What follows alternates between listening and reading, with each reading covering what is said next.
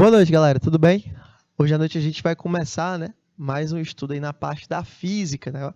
Nossa galera do terceirão aí, já chegando às vésperas do vestibular.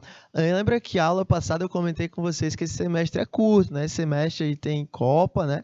Então a gente vai ter que correr um pouquinho, o Enem já foi adiantado, então a gente já tem que pensar aí nessa partezinha para que todo mundo consiga fazer um vestibular bacana, a gente consiga terminar, né? Todos os nossos assuntos antes do vestibular. Maria aí do Rosário já está presente, boa noite. Então, o que a gente vai fazer na noite de hoje? A gente vai começar a estudar a parte de ímãs, tá bom? Parte de ímãs aí, para a parte de interação entre ímãs, o corpo magnético, como é que funciona um ímã. Tudo isso a gente começa nessa aula de hoje, bacana? Lembrando que durante o primeiro semestre a gente viu associação elétrica, a gente viu circuitos elétricos, né? A gente viu resistor, a gente viu corrente, a gente viu cão gerador, um capacitor, leis de Kirchhoff, toda aquela parte ali. Durante muito tempo, galera, vou contar uma história para vocês primeiro antes da gente começar, né? Vou apresentar aqui para vocês o magnetismo. Durante muito tempo, na história da humanidade, foram estudados de forma separada: eletricidade e magnetismo. Foram duas coisas separadas durante muito tempo. Então, até que veio um cara chamado Oersted, né? Ou Oersted, dependendo aí do quanto o seu... Acho que ele era irlandês, né? Depende do quanto o seu irlandês está em dia. No meu não tá, então era Oersted mesmo. Daqui a pouco a gente escreve o nome dele, senão se escreve desse jeito. E aí esse cara fez um experimento envolvendo correntes elétricas e ímãs. E aí ele percebeu nesse experimento que não são coisas separadas, não são coisas diferentes, são coisas que andam juntas. Daí vem o eletromagnetismo, né? Um nome bem famoso aí que a gente tem. Mas antes da gente entrar no eletromagnetismo, a gente precisa estudar aquela parte histórica, tá bom? Que já vem há um bom tempo, que é o próprio magnetismo, tá bom? Que é o estudo dos ímãs, corpos magnéticos e tudo. E essa parte, ela é uma parte bem teórica. Pouquíssimas contas, a gente sabe que você não é tão fã de matemática, né? A maioria da galera não é tão fã de matemática. Então, essa parte teórica é mais confortável, né? É estudo da história do ímã, magnetismo, a ideia de polos magnéticos, princípios. Então, essa parte mais teórica para ver como é que se comporta um ímã. Beleza? Então, esse é o primeiro ponto que a gente tem que bater na noite de hoje. À medida que a gente for evoluindo, a gente vai vendo as partes de conta, como é que funciona uma força magnética, como é que funciona uma corrente elétrica aplicada a esse sistema. Mas primeiro a gente vai estudar separado. Afinal, durante o primeiro semestre, a gente estudou toda a eletricidade. Agora a gente vai estudar a parte de magnetismo. Quando for já ao final do segundo semestre, a gente junta os dois, né? Eletromagnetismo aí para a gente poder definir bonitinho e já preparar as questões do vestibular. Bacana? Então, vamos em diante que a gente tem muito assunto para ver hoje.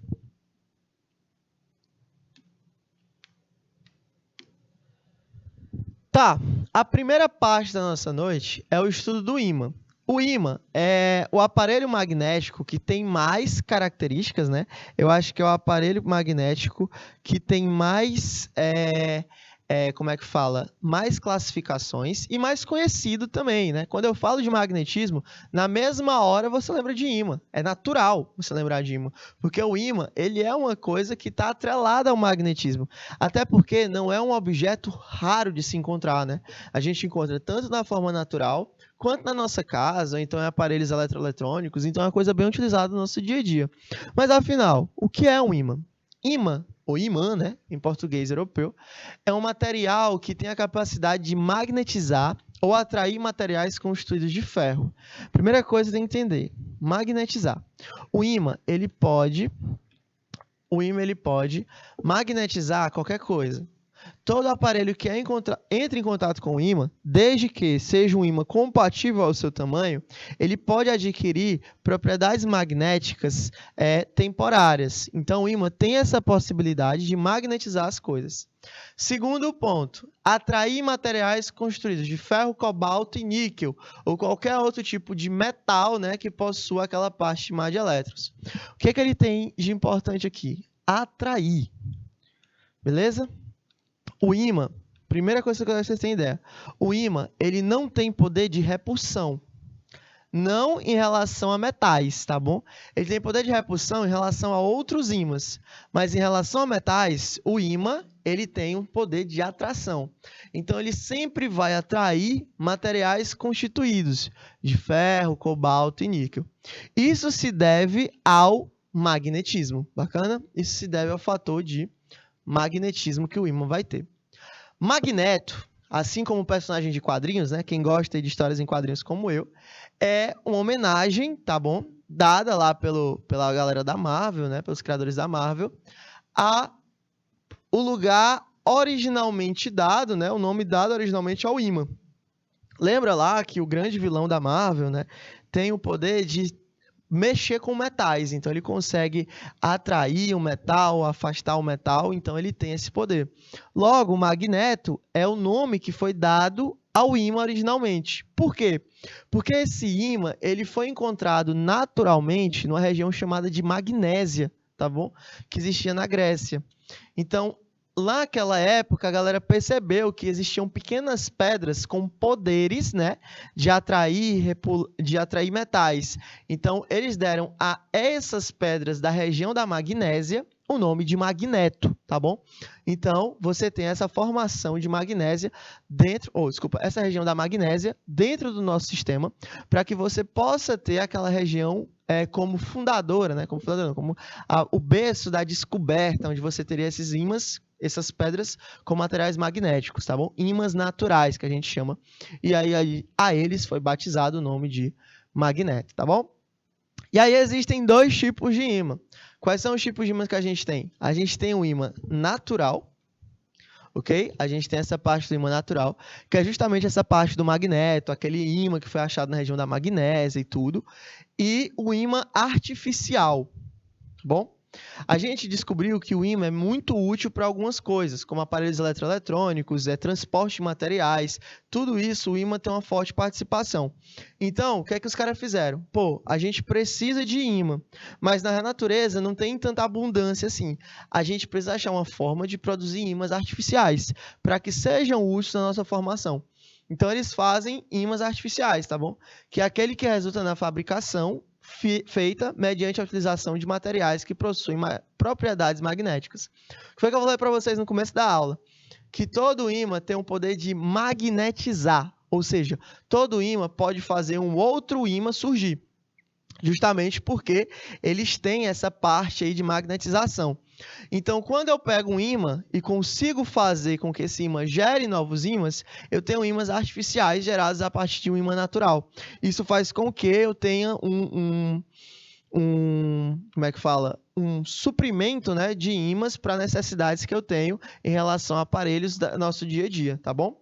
E esse processo de fazer com que surjam ímãs artificiais, eu chamo de imantação. Bom, então, daqui eu gero um aparelho imantado, né? Você tem alguma coisa imantada. Toda vez que vocês virem essa nomenclatura, uma pedra imantada, um metal imantado, tudo isso nessa região, quando eu falo de imantado ou imantada, eu estou falando de alguma coisa que foi gerada por um ímã, tá bom? Então, eu tenho alguma coisa que tem essa propriedade magnética gerada por esse ímã. Bacaninha? Então, vamos adiante.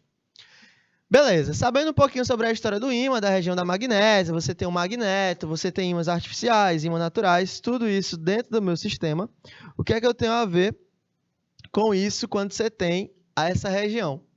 O ímã é um material que tem a capacidade de magnetizar ou atrair materiais, né? Constituído de ferro, níquel e cobalto. Isso se deve ao magnetismo. Aí, de novo, falando assim sobre o magneto, né?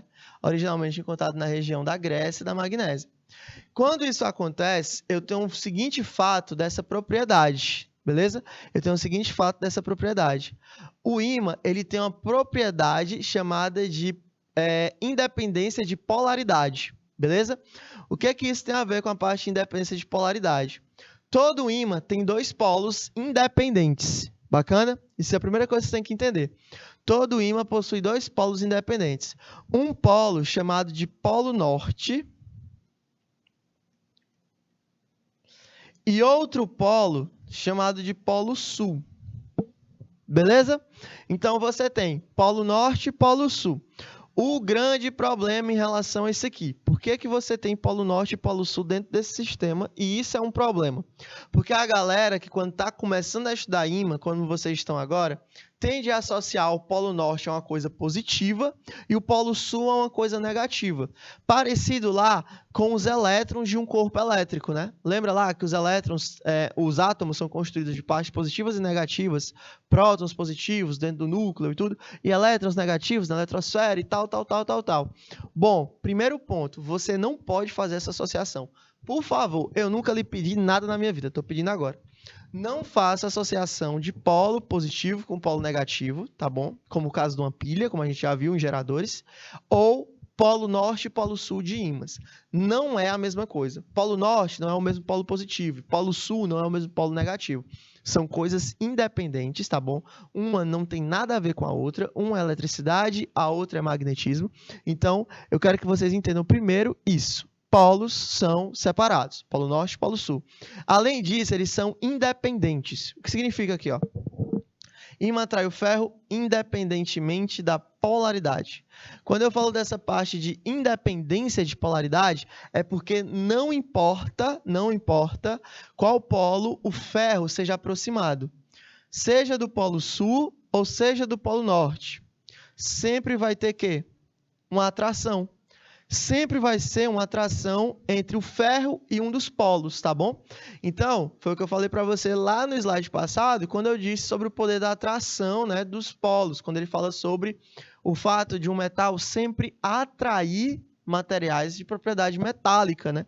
Ele sempre vai atrair qualquer tipo de material com propriedade metálica, independente de qual polo ele chegue. Poxa, o negócio chegou pelo polo norte, atração. Se chegou pelo polo norte, foi atração, vai chegar pelo polo sul, isso é repulsão. Falso. Essa linha de raciocínio não serve para cá. É por isso que eu não quero que você assimile, né, essa parte de polo norte com polo sul com parte de positivo e negativo lá da região da eletricidade. Porque, beleza, lembra lá quando a gente falou sobre eletricidade, sobre a formação de um ímã e tudo? Então, se o elétron ele se aproxima de uma parte, significa aquela parte positiva. Se ele está se aproximando de uma parte, da outra ele vai fugir. Porque se tem um polo positivo, também tem um polo negativo, entendeu? Aqui você não pode fazer essa associação, tá bom? Você não pode conseguir fazer essa associação aqui. Por quê? Porque independente de onde o cara vai ser atraído, né? De onde ele vai ser aproximado, sempre vai ser uma atração. O ferro é atraído pelo polo norte e o ferro também é atraído pelo polo sul. Então, lembre-se que sempre vai ser uma atração independente da polaridade. Bacana? Então, vamos adiante. Ímã natural. Mais comum é a magnetita, pedra vulcânica que consta óxido de ferro na sua constituição. Tá, quando eu falo de ímã natural, eu estou falando de uma região onde eu tenho magnetita. Hoje em dia a gente não chama mais de magneto, né? Chama de magnetita. E ela é uma pedra vulcânica. Deixa eu te explicar uma coisa sobre vulcões, né? Antes da gente conseguir continuar nesse assunto. Vulcão é uma região de alta pressão. É uma pressão absurda que existe embaixo de um vulcão e próximo a vulcões. É uma região extremamente fértil, né, próximo a vulcões, mas tem uma pressão muito grande. Existe uma diferença muito pouca entre o teu fio de cabelo, a ponta do teu grafite e o diamante mais caro do planeta. Todos os três são feitos de carbono. O que muda é a forma como esse carbono é associado. Se você pegar aí um tufo do seu cabelo aí, você cortar seu cabelo e guardar ele até que você tenha dinheiro para fazer isso, você consegue transformar aquele cabelo em diamante. Quem já fez isso foi o ex-astro e jogador de futebol, o Pelé, né? O Edson Arantes do Nascimento. Ele tem um diamante feito do próprio cabelo, mas isso não é rentável. Por quê? Porque é mais caro fazer o processo do que o valor gerado pelo diamante. Mas ele é uma coisa que ele queria fazer e ele acabou fazendo. Mas o diamante ele é gerado quando você tem uma forte pressão em carbono. Você muda a forma de associação que eles vão ter. Bacana? Eu acho que isso é mais fácil se vocês perguntarem lá pro tio Juraci, né? Quando ele está com a parte de química. Essa parte da química explica de uma forma fenomenal. Mas, aonde é que o diamante é mais achado? O diamante naturalmente é mais achado em regiões de alta pressão. Ou seja, regiões de encosta vulcânica. E a mesma coisa segue a ideia da magnetita. A magnetita, a rocha que tem essa propriedade magnética natural é achada onde? Costa vulcânica, porque alta pressão ela faz com que os spins dos elétrons presentes nessa rocha respondam a essa alta pressão, gerando aquele poder de magnetização interna para a pedra, entendeu? Então isso faz com que você tenha uma situação como essa. Show? Então, a gente tem um imã natural, que é a magnetita, em costa de vulcão. Mas a gente falou para vocês, né? Eu falei para vocês agorinha, que a região é difícil acesso, alta pressão, escassez de material, mão de obra cara. Então, para você tirar uma magnetita que supra toda essa parte de câmera, TV, rádio, toda essa parte aí, é difícil. Porque não tem naturalmente falando tanta e também a galera não quer ir lá pegar. Então, o que foi que o pessoal fez? Começou a trabalhar com ímãs artificiais. E aí, o ímã artificial, por sua vez, tem 3 tipos. Qual é? Permanente, temporal e eletroímã. O ímã permanente é aquele que consegue manter seu magnetismo mediante o uso de materiais ferromagnéticos. Então, é um tipo de metal que ele vai conseguir manter o magnetismo dele independente do que acontecer. Bacana? Você tem uma situação que um ímã permanente muito bom para a gente entender, ímã de geladeira. Ímã de geladeira é um ímã permanente muito bacana, pelo seguinte fato. Qual é o fato? Você tem um ímã numa região, como ele está lá grudado à sua geladeira, e ele está o tempo todo gastando o magnetismo dele. Um ímã temporário, ele não consegue ficar ligado a um metal por tanto tempo, porque ele vai perdendo essa sua propriedade magnética e vai fazendo com que você tenha perda daquela situação. Mas o ímã permanente não. Você bota o ímã na sua geladeira e ele vai continuar sendo usado e tudo durante muito tempo. Então, o magnetismo dele pode ser perdido apenas de forma temporária. Aqui é o contrário. Não é um material ferromagnético, né, que adquiriu propriedade de ímã temporariamente, mas sim um ímã que aderiu propriedades não magnéticas de forma temporária, em decorrência de uma forte temperatura de descarga elétrica. Então, um ímã desse pega uma temperatura muito alta, região de calor intensa, ou então pega um choque, ou então uma descarga elétrica muito intensa. Ele perde temporariamente a sua propriedade magnética. Ele não perde de forma permanente. Permanentemente falando, ele sempre vai ter propriedade magnética, tá bom? O outro tipo de ímã que a gente tem é um ímã temporal. É o magnetismo adquirido através de materiais paramagnéticos e é provisório. Beleza. O que é que eu tenho com isso? Eu tenho um material, um ferro, e eu vou começar a usar um ímã perto dele. Tem um pedaço de ferro aqui. Vou usar essa caneta e esse microfone como exemplo. Vamos supor que o microfone seja um ferro não magnetizado. Eu vou imantar esse ferro. Através de quê? Através dessa caneta. Essa caneta eu vou dizer que funciona como se fosse um ímã. A partir do momento que eu faço a aproximação do ferro com o ímã, eu vou fazer com que os spins, que são as partes internas de metal, se alinhem com as partes internas do ímã. Esse processo, repetidas vezes, faz com que essa região do metal adquira propriedade magnética. Então, eu consigo gerar um novo ímã temporário através de um ímã que já existe. E esse tipo de ímã é o chamado de ímã temporal. Logo, logo, ele perde a propriedade magnética dele, tá bom? Ele faz essa parte magnética voltar ao normal. Ele perde essa propriedade magnética dele. Mas, durante algum tempo, ele vai ter. Por isso que é chamado de temporal. É provisório. O outro tipo de ímã é o eletroímã. É um aparelho capaz de gerar magnetismo mediante a presença, geralmente, mediante a presença... tá faltando aqui. Mediante a presença, completa bem aí, por favor. Corrente elétrica. Mediante a presença de uma corrente elétrica. Você tem uma corrente elétrica e aí essa corrente elétrica faz que você tenha um eletroímã. Por isso que o nome é eletroímã, bacana. Geralmente ele é de ferro. Todo tipo de ímã que tu consegue ligar e desligar é um eletroímã, tá? Deixa eu ver um exemplo aqui. Acho que vocês já viram em filme, ou então quem mexe com desmanche de carro, ou então algum tipo de ferro velho também, já deve ter visto isso aí. Quando você tem uns aparelhos, umas bolas de ferro, umas redomas de ferro gigantes e um tipo de guindaste preso a ela. Ele liga o ímã e aproxima do carro. Na hora que ele faz isso, o carro é magnetizado. Só que depois ele pode soltar o ímã, né? Ele pode desligar o ímã e o carro cai. Aquele tipo de transporte é através de um eletroímã. Aquela parte que parece uma mesa, né? Uma bola de ferro ali, ele é carregado com várias correntes internas. Quando ligado, a corrente elétrica faz com que você gere um campo magnético e aí você consegue controlar. Bobina também, para quem mexe com aparelho eletroeletrônico, né? Máquina de lavar, ventilador, essas partes aí, lá dentro tem uma bobinazinha, você já viu vários fios de cobre enrolado. Então ali também gera um campo eletromagnético. Bacana? Tem uma pergunta aqui, lá de São Pedro. Vamos lá. O Wanderson, né? Ou é Anderson? É Wanderson? Eu acho que é Wanderson. O que faz as portas das geladeiras vedarem? Massa. Essa pergunta, Wanderson, não tem a ver com eletricidade, tem a ver com física térmica, mas dá pra gente tirar a tua dúvida tranquilo. O que faz as portas da geladeira vedar? A porta da geladeira, ela é uma divisão entre dois ambientes completamente diferentes. Dentro da geladeira, tu tem uma temperatura muito amena, uma temperatura muito abaixo, tá bom? É uma temperatura que é bem mais frio do que o lado de fora. Fora da geladeira, você tem uma temperatura mais alta, né? Uma temperatura mais elevada. O problema é o seguinte, a geladeira ela tem um processo de resfriamento interno. Quando você tem um ar-condicionado, por exemplo, você não pode deixar a porta aberta. Por quê? Se você deixar a porta aberta, você tem uma saída do ar frio.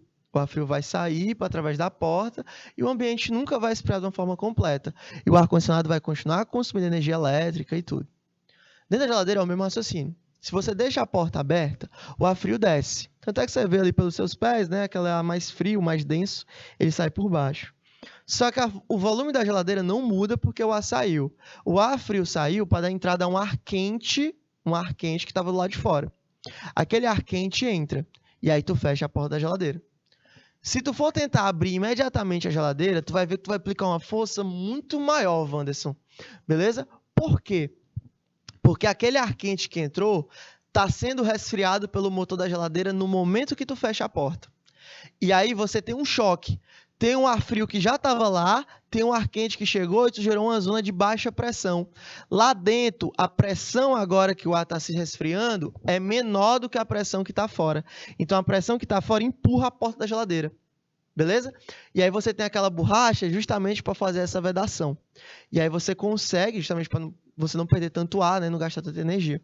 E aí você consegue abrir a porta e botar uma força muito maior, porque você tem que superar essa pressão de fora que está sendo aplicada à porta da geladeira. Então, o que faz a porta da geladeira vedar é o encontro do ar frio que já estava lá com o ar quente que acabou de entrar porque a porta estava aberta, gerando uma zona de baixa pressão. Aí a porta trava. Beleza? Essa associação, para você ter uma ideia, em geladeiras acontece de uma forma. Acontece a mesma coisa em freezer normal. Freezer de botar carne, aquele freezer branco, horizontal. Aquilo ali, só que dentro do freezer é muito mais forte. Por quê? Porque lá dentro é muito mais frio. Entende? Então, quanto mais frio for a parte interna, maior vai ser essa vedação. Beleza? Mas legal, uma pergunta muito boa aí também. Pode ser uma questão que caiu no Enem, inclusive já caiu. Tem questão de geladeira no Enem, eu nem adoro geladeira. Mas, por enquanto, vamos aqui para a parte elétrica. Mas, se ficar à vontade aí, pode tirar a dúvida se vocês quiserem, pode perguntar aí. Se eu souber, eu juro que eu respondo. Vamos lá. Tá. E aí, dentro de um ímã, como eu falei para vocês, existem polos. Existe polo positivo e polo norte e polo sul, que você não pode associar com polo positivo e polo negativo, tá bom? Esses são os polos magnéticos. Polo positivo e negativo são polos elétricos. Aqui eu estou falando de polos magnéticos, são outro tipo de polos, tá bom? Os ímãs são dipolos, ou seja, possuem dois polos. A própria nomenclatura já fala, dipolos, dois polos. Pois tem dois polos magnéticos, o norte e o sul. Não confundam com polo positivo e negativo. Eu quebro você na porrada se vocês confundirem isso aí. Polo norte e polo sul, por favor, tá bom? Não é possível encontrar um ímã que tem apenas um polo. Primeiro ponto que eu tenho que falar para vocês. Os dois polos são juntos, tá bom? São dois polos magnéticos, polo norte e polo sul. Não existe nenhum ímã que seja apenas um polo. beleza? Não existe nenhum ímã que seja apenas um polo. Não existe ímã que tenha apenas polo sul, ou ímã que possui apenas polo norte. Todo ímã é de polo, ele possui as duas situações dentro dele, beleza? Ele possui essas duas situações pertencentes a eles. Na verdade, é impossível tu separar os dois polos. Impossível você separar os dois polos. Até hoje, né? Se por um acaso você conseguir um dia separar esses dois polos, provavelmente você ganha um Nobel. E aí você pode dizer que eu fui seu professor, porque eu quero estar nessa história aí também, beleza? Mas, até hoje, é impossível separar esses dois polos. A gente não consegue fazer essa inseparabilidade aí não, beleza? Daqui a pouco eu falo um pouquinho mais sobre isso, que é um tipo de princípio que o ímã tem. Beleza. Assim, mesmo que os ímãs sejam divididos, as duas polaridades sempre estarão presentes. Você consegue quebrar um ímã, você consegue quebrar esse ímã, você consegue partir um ímã no meio, tanto horizontalmente falando quanto verticalmente falando. Mas você não consegue separar os polos, tá bom? Trata-se de um princípio chamado de princípio da inseparabilidade dos polos. Beleza. Vamos falar um pouquinho aqui sobre os polos de um ímã, né? Vamos falar aqui um pouquinho sobre os polos de um ímã. Você tem um polo norte e um polo sul. Vamos lá. Vou desenhar aqui um ímã, uma barra metálica, desempenhada aqui por dois polos. Você tem polo norte e polo sul. O polo norte, ele pintou de vermelho na minha figura, eu vou pintar aqui também. O polo sul, ele pintou de azul na minha figura, eu vou acompanhar a figura aqui. Beleza. Só que existem, galera, as coisas chamadas de linha de força de um polo, tá bom? As linhas de força de um campo.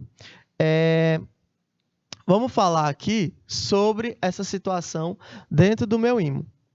As linhas de força dentro do ímã, eles vão do polo norte para o polo sul. O que são essas linhas de força? Olha, eu acho que todo mundo aqui já viu, brincou com o ímã, né? Engoliu um ímã aí também, aquele menino que são mais danado. Mas o ímã, ele sempre vai ter essas linhas de força. Por que motivo? As linhas de forças de um ímã permitem o ímã aproximar-se, beleza? Aproximar-se ou fazer o seu poder de atração em um material sem precisar tocar. Eu acho que todo mundo já percebeu que às vezes você tem um material de ferro, né? E você tem um ímã. Quando você aproxima o ímã do material de ferro, se você soltar o ímã, ele não cai no chão, ele é puxado para o material. Por quê? Porque aquele material já está dentro das minhas linhas de força.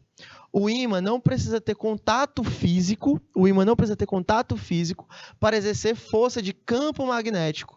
Por quê? Porque o ímã, ele tem uma força de campo. Bacana? Ele é uma força de campo. Ele é uma força de campo, não é uma força de contato. Você não consegue empurrar uma pessoa só com a força do seu pensamento. Você precisa ter contato com aquela pessoa, ou seja, você precisa ter um toque físico. O ímã não é assim. O ímã, ele representa uma força de campo. Então, a proximidade dele com algum material já faz com que ele tenha essa desenvoltura, né? Já tem esse poder magnético. Só que as linhas de campo de um ímã sempre saem do polo norte para o polo sul. Bacana? As linhas de campo de um ímã sempre saem do polo norte para o polo sul. Então, a gente diz que o polo norte é um polo de saída magnética e o polo sul é um polo de chegada magnética. Sempre assim? Sempre assim. Existe um aparelho que muda isso. E é o único aparelho, a única exceção, que é a bússola. Daqui a pouco a gente fala um pouquinho sobre ela. Mas a regra geral é que polo norte, as linhas de força saem dela. Polo sul, as linhas de força chegam nela. Bacana? Então você tem essa situação. E aí a gente fala um pouquinho sobre o maior ímã que a gente conhece, que é o ímã da Terra, beleza? A Terra é o maior ímã que a gente conhece. Como assim a Terra é o maior ímã que a gente conhece, Matheus? Bom, a Terra ela é um ímã, ela é um planeta que tem propriedades magnéticas. Bacana? É um planeta que vai ter propriedades magnéticas.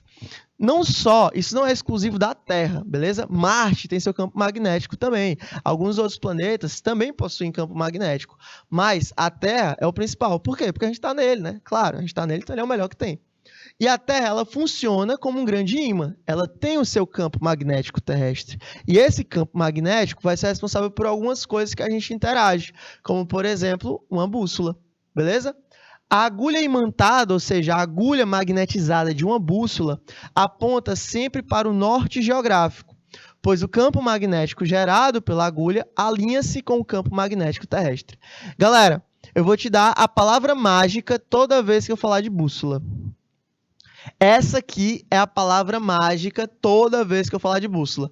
Bússola, qual é a palavra que você vai lembrar? Alinhamento, tá bom? Alinhamento é bússola. Bússola é alinhamento, alinhamento é bússola. Andam juntos. A palavra mágica de bússola é alinhamento, já eu explico o porquê. Mas lembra, toda vez que eu falar bússola, você vai lembrar da palavra alinhamento.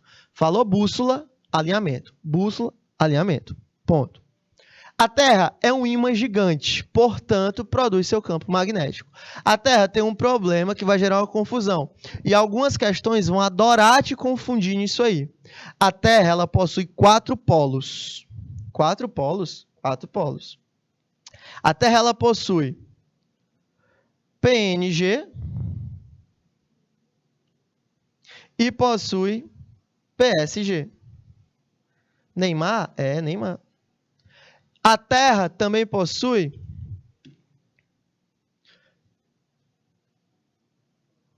PSM. A Terra também possui PSM. E também possui PNM. E o que é isso aí, Matheus? Bom, a Terra ela possui 4 polos, eles não são sobrepostos, mas eles atuam mais ou menos na mesma região. A Terra ela possui polo norte geográfico e polo sul geográfico. PSG, PNG. Polo norte geográfico e polo sul geográfico. Esse aí vocês já estão carecas de saber. Vocês vêm lá desde a Tia Jesus, no Infantil 2, lá na alfabetização, lá no berçário, vocês já sabem. Ah, a Terra possui o polo norte, o Papai Noel mora lá, urso polar, pinguim, bonito e tal. E a Terra também possui o polo sul, Antártica, pouco habitado, espécies raras vivem lá, só você vem para pesquisa, não existe civilização. E aí você tem já essa parzinha aí encabeçada, já é de você, você já sabe disso aí. Não precisa ensinar geografia. Mas na física, isso muda. Por quê? Porque na física existem mais 2 polos, só que inverte. Aonde é polo norte geográfico, é polo sul magnético. E aonde é polo sul geográfico, é polo norte magnético. Você tem essa inversão dentro do próprio planeta, tá bom? Então, isso aí gera uma confusão na cabeça do aluno quando cai numa questão que é um absurdo. Vocês vão cair nessas pegadinhas, eu caí nessas pegadinhas quando era estudante, você vai cair também, todos nós vamos cair. Mas o que é que a gente precisa fazer? A gente precisa se atentar para evitar ao máximo isso aí, porque vai virar um trava-língua. Polo sul geográfico, polo norte magnético, polo norte geográfico, polo sul magnético, vai ficar todo um trava-língua. Mas o certo é que o polo sul magnético, ele está junto, praticamente junto, eles não estão um em cima do outro, mas eles andam juntos, do polo norte geográfico. Troca, beleza? Troca. E o polo norte magnético está junto, ali está bem pertinho, está caminhando do lado do polo sul geográfico. Então, primeira coisa que você tem que entender, polo norte geográfico e polo sul magnético estão juntos. E polo norte magnético e polo sul geográfico também estão juntos. Eles não estão um em cima do outro. Eles estão um ao lado do outro. Existe uma angulação entre os 2 polos, tá bom? Existem algumas questões que perguntam isso aí, então você precisa saber o quanto antes. O campo magnético da Terra foi descrito pelo médico inglês William Gilbert, tá bom? Aí a galera da medicina marcando presença aqui, 1544 até 1603, ano de falecimento do nosso querido William. Para o uso da terrela, um ímã esférico sobre o qual era apoiada uma agulha. Daí vem a ideia da bússola aí. Qual a importância do campo magnético terrestre? O campo magnético terrestre é o que possibilita a existência das bússolas, tá bom? Utilizada para localização no espaço, graças a essa inversão, as grandes navegações poderão acontecer, você tem um sistema ali, e aí existe uma observação que vale a pena eu falar para você. Qual é? O campo magnético da Terra, ele não é fixo, ele é mutável. Na nossa geração que a gente está vendo agora, ele vai ficar desse jeito, provavelmente ele fica desse jeito até a gente morrer. Mas, daqui a alguns milhares ou milhões de anos, pode ser que esse polo inverta, tá bom? Pode ser que ele se locomova, pode ser que ele inverta. A gente não entendeu direito ainda como é que funciona ele, mas pode ser que ele tenha uma alteração. Dizem-se uma das ideias, uma das hipóteses aí que acabou com a água de Marte foi a inversão do polo magnético de Marte. Então é uma coisa perigosa, uma coisa que vai uma graduação, uma transformação dela. Mas existe essa teoria aí também que Marte foi extremamente afetada por esse ponto. Beleza? Mas o certo é que, o que eu quero de vocês em relação a isso? Polo norte geográfico e polo sul magnético estão do mesmo lado. E polo sul geográfico e polo norte magnético também estão do mesmo lado, tá bom? A linha do Equador dividindo aqui o nosso sistema e os dois polos, dois em cima, dois embaixo. Bacana? Tá, e aí eu chego em bússola, tá bom? O que é a bússola? A bússola ela é um aparelho, bacana, que dentro dela existe a diferença que eu lhe falei. Quando eu falei para você, eu falei que todo ímã, deixa eu botar um ímãzinho aqui, tem polo norte, todo ímã tem polo sul, e as linhas de força do ímã vão do polo norte para o polo sul, né? Sempre nessa situação. Polo norte para o polo sul, sempre nesse sistema aqui. Tá, dentro da bússola tem um problema. Dentro da bússola tem um problema. Bacana? Eu vou pedir um minutinho para vocês copiarem e darem uma lida nesses textos. E já eu explico por que dentro da bússola existe uma diferença.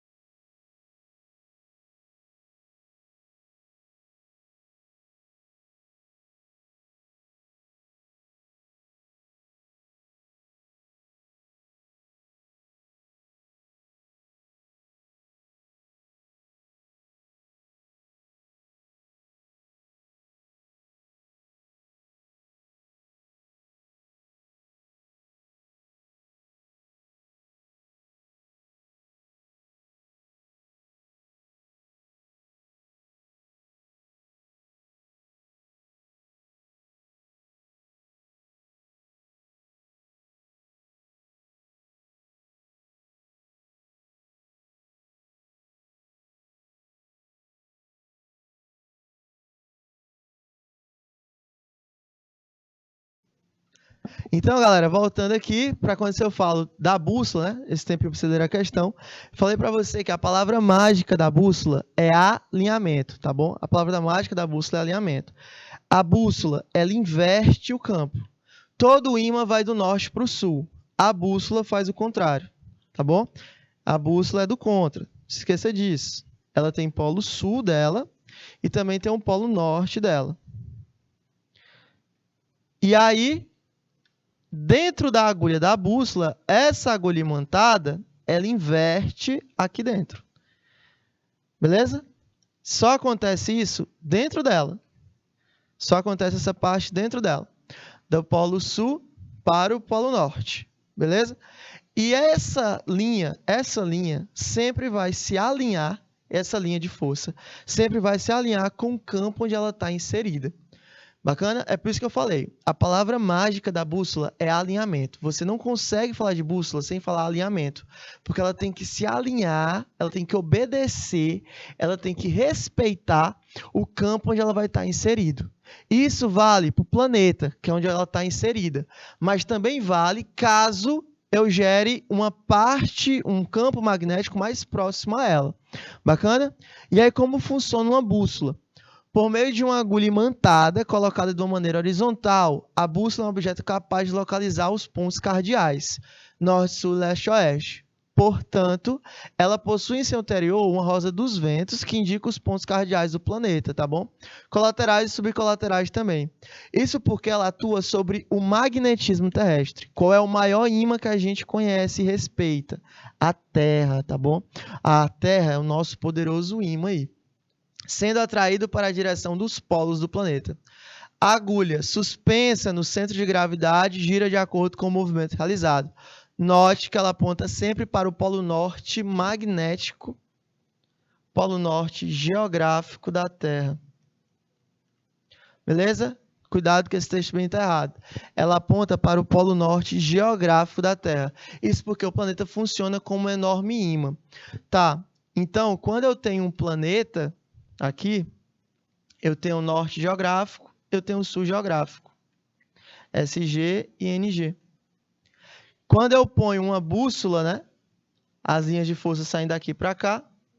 Quando eu ponho uma bússola no meu sistema, o que vai acontecer?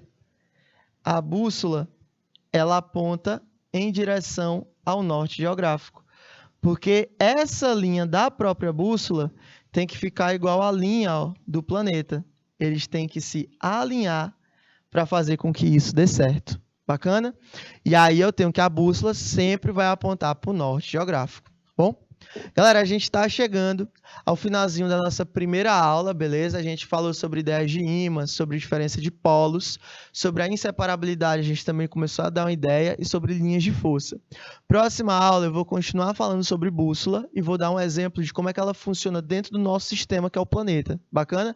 E como ela também se comporta nos próprios polos, polo norte e polo sul. E aí a gente vai bater um pouquinho mais sobre alinhamento, porque com certeza vai cair uma questão de bússola para ti, tá bom? Questões de vestibular adoram questões de bússola. Mas, por enquanto, a gente vai dar um intervalozinho rapidinho. Você pode ir no banheiro, tomar uma água, terminar a sua anotação aí, que já já a gente volta. Bacana? Próxima aula a gente começa falando de bússola, vai para os experimentos e aí chega na parte das questões, que eu sei que é a parte que vocês mais gostam. Bacana, galerinha? Então, rapidinho, vai lá ao banheiro, toma uma água, já já a gente volta. Tchau!